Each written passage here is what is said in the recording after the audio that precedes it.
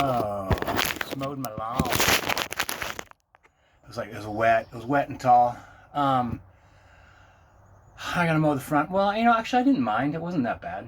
I didn't mow the spot right by the man shed because of those purple flowers. I like those purple flowers. There's sticker bushes growing up all over the place. It's gonna be a bitch. It's gonna be a bitch getting them out. A couple of trees died in my backyard. Oh, I know what I was doing. Two things. One is my watch.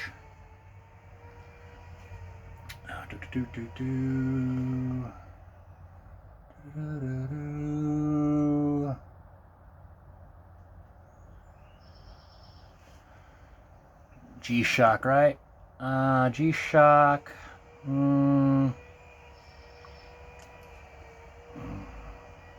Yeah, Casio. So it's that the black in there is a solar panel, solar powered watch.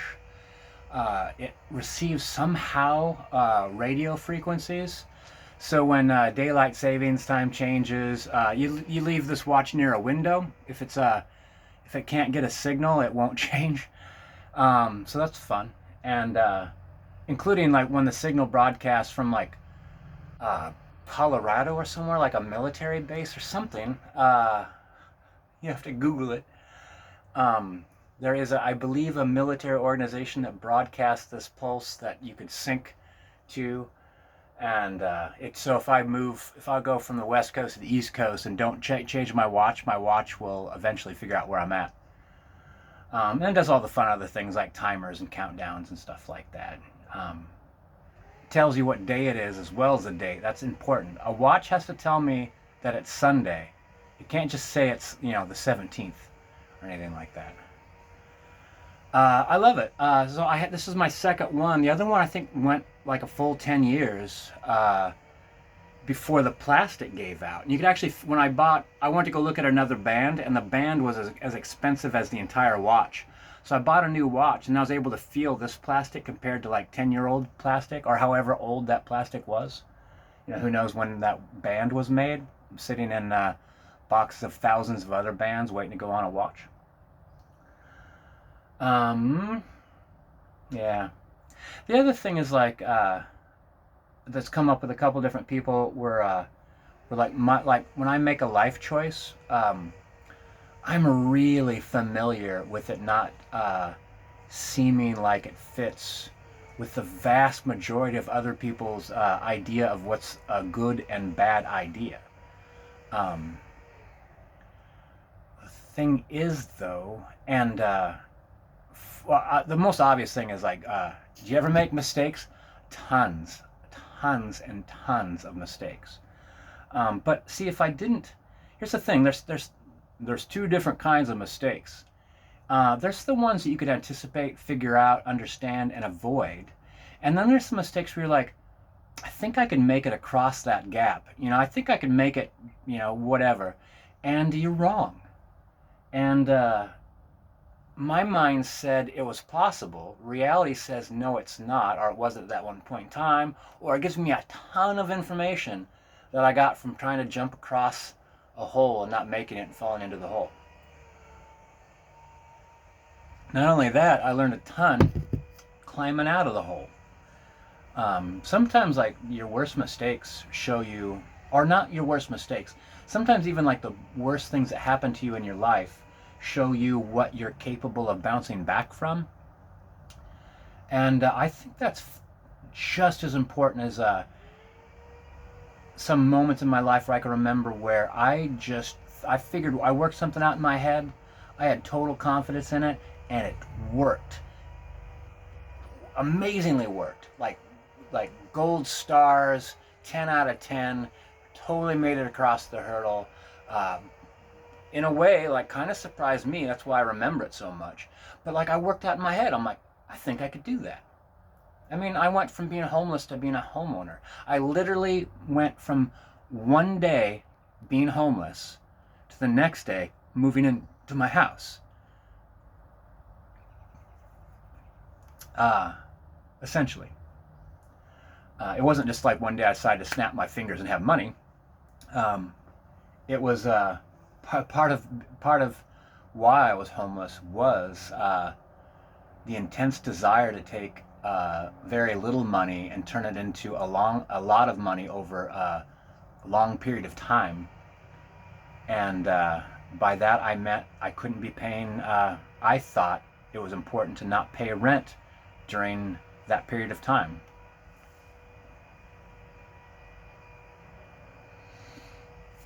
And maybe I could have done it another way. But the fact is, right now I'm living in a house where right now, people who make the same amount of money I make as a couple, so they make double my income, can't afford my house right now. Um, so not only did what I had to do to obtain my goal in the way that I thought I had to do it, but right now that would not be possible. What I did would not be possible. It was only possible at that moment. And when I checked, actually, when all my stars aligned and I checked my finances and my loan off my 401k, everything like that, that had actually become possible right in that window.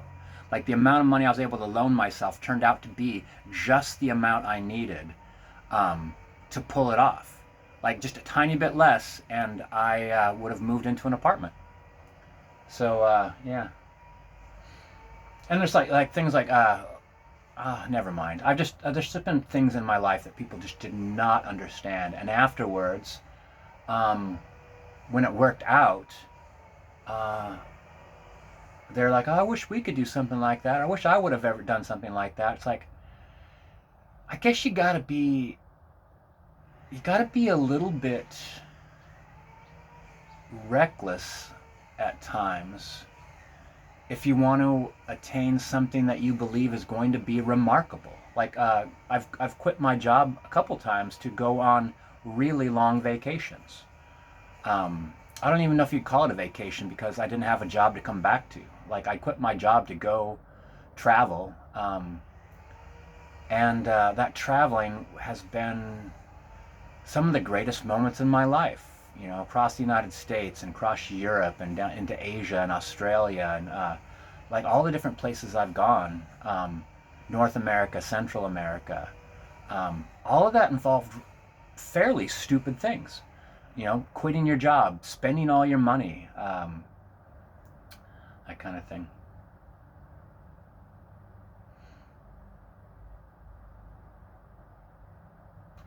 I think that like my guiding light is I have to do what I think is right, and it might not make sense, and it might be wrong, but as I said, like I have to figure it out, and like I have to trust myself. Like I've got nobody else. Um, in fact, I really can't have anybody else. I was thinking about this. Um, I've had some close people in my life, and I still do have a few close people in my life. And their life choices are so different. I would not have made them. Like, I'm really happy that they made them. I watched them be happy in a situation that I would not want to be in. And so when they share their concerns, I understand why. Um, they care about me, they want the best for me, but they're also coming from a place of what they know. Like, I wouldn't tell somebody else to do what I do as a good idea. I absolutely wouldn't. Like, I don't know. A lot of times, I don't know that I have a good idea until it's actually succeeded. The entire time I'm trying to do something, I'm thinking like, is this stupid? Am I doing something stupid? Like I live in Portland, and I've ridden my bike to the coast, I think 14 times. Um, every single time as I was riding to the coast, like that's over 100 miles riding your bicycle. Like once I did it in a weekend, rode down there and back, and the whole idea of like a 200-mile bike ride in 2 days on my bicycle along highways that weren't meant for bicyclists um, seemed a little dodgy. But like time after time after time after time, it worked out every single time. And the memories, the things I accomplished, the independence and self-reliance I learned, um, irreplaceable. Sometimes I think about my house too as like this goal that I really went out of my way to attain without fully understanding that it would change my lifestyle dramatically. The classic is you are happier in the tiny house. Weasel says that to me all the time. Happier in the tiny house. I think Reet says that all the time too. Reet Geeb. Yeah, because it did fit my lifestyle, but like I need to have a different one. You know, like I'm getting into my 50s now, and I need something different for myself. I'm starting to think about, thinking about me now. I'm thinking about me at 60 something. Like the me now needs to plan for that guy. You know, the me in his 20s do whatever the fuck he wanted to do. You know, and even the me into the 30s. But as the me got into the 40s, that 40-year-old needed to think about the 50-year-old, and the 50-year-old needs to think about the 60-year-old, or even more, actually. Like the plans I make now, the foundation I lay now, as far as lifestyle, my health, my insurance, like the extent I'm willing to go to take care of my my physical and mental health, the extent I'm willing to go to invest in my house, and my future. It just continues to increase, and it has to. Like I have to work harder at being better for that guy that's 60 something. I need to make sure he has it better than I have it right now. Absolutely have to.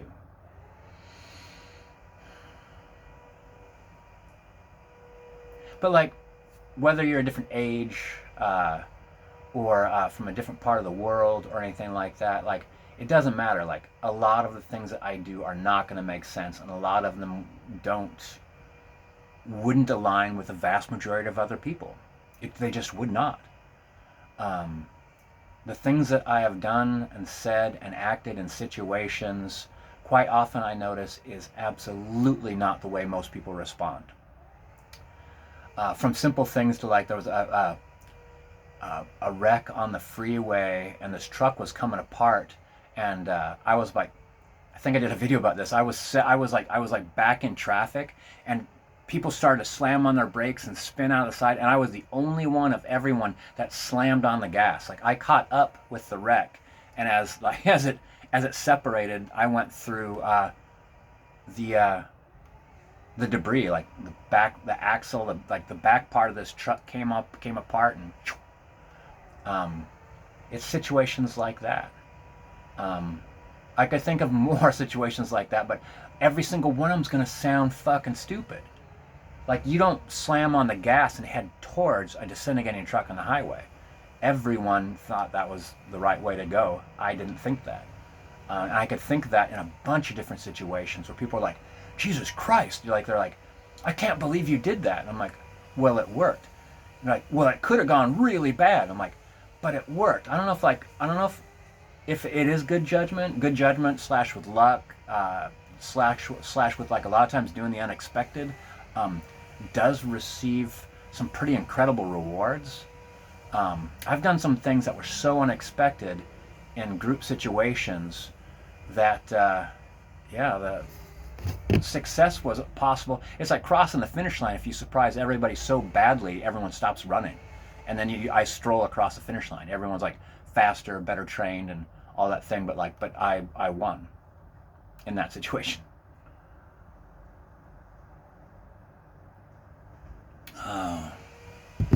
Yeah, the thing too is like, here's the weird thing. I like getting advice. I like getting other people's viewpoints, because a lot of times from where I'm situated, I can't, like, mentally, emotionally, physically, financially, my history, different things that have happened to me that have warped my perspective of things. Like I could tell when I have a bad take on things and I have trouble getting rid of that bad take. You have to understand that you have it, like a blind spot, and then you have to think of ways to look around it. But see, I love hearing other people's opinions. I love hearing other people's advice, and a perspective. And frankly, I like giving advice too. But I know it's totally based off me. Like I'm not telling you what to do. I'm not saying you're doing something wrong. I'm like, if I were you, I would stack this on top of that. But if you start to stack that on top of this, I'm not going to stop you. You might be right. That's the other thing too. Is like, I'm like, I wonder if this will work. Kind of based on nothing other than like, I'm going to try this slightly different way. Actually, I made a video about that a while ago. Like, I'm like, you have a way that works. It works just fine. And then you're like, I wonder if I could do these extra steps and it'll work better. I wonder if I could do less steps and work better. I wonder if I could do it a completely different way and it'll still work. Like, I'm interested in that. I want to know. Why not? A lot of people are so end goal oriented, and the end goal isn't nearly as fun as starting. Like when you learn how to ski, going on the bunny slope and holding on to that rope, like figuring out that rope thing was a blast. And how many times you failed, and when you finally got it, and then like the awkwardness of it and the torque on your body, and then the one time you grab it and you smoothly go up there, and you do it a couple of times, and then you realize like, I'm ready for the lift. You're not going to get on that rope anymore. Like that, all that fun that you had, all that adventure of grabbing that rope and sliding up the ski slope, with everyone else falling and laughing and people encouraging each other and helping each other up, and that was the wonderful bit. Getting so good that you didn't need to use the rope anymore was great, because you go, then the next thing starts, right? Then now you're figuring out the lift, the terror of being lifted way off the ground, and then the excitement of like having this view, this eagle-eye view of everything happening, and watching people as you're way going up. You're watching people skiing and the ideas they give you, and the ideas of where you're like, oh, I'm not going to go ski that area for a while, and eventually you get to the point where, like, I was taking lessons from experts, and less and less of the mountain became interesting, and then I was just in a few sections that were very, very technical and very demanding, and involved a lot of like you couldn't do it for more than a couple hours, or like you could kind of like, but after like 6 hours you're beat. There's no more getting up there at sunrise and leaving right when the ski patrol like shuts everything down, and the lifts stop and they slowly start coming down there. Like that kind of stuff is when you're learning, you're taking it easy all day long. That stuff's wonderful. So